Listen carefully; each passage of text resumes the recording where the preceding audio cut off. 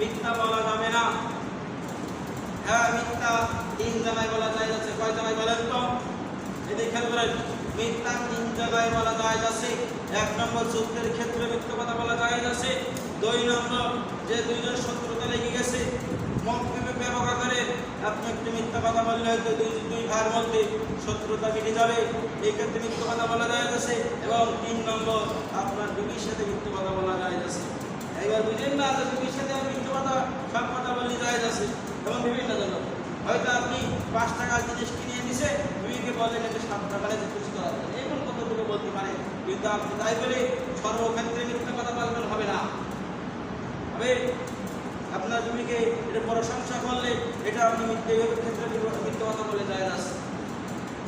কিন্তু আপনি যে মিথ্যা কথা চুরি বিরাট মিথ্যা কথা বলতে হবে,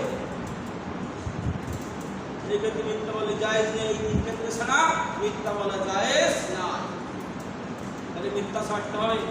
আমি আপনি যতই ভালো কাজ করি না কেন, মিথ্যা বলে কোনো কাজ হবে না।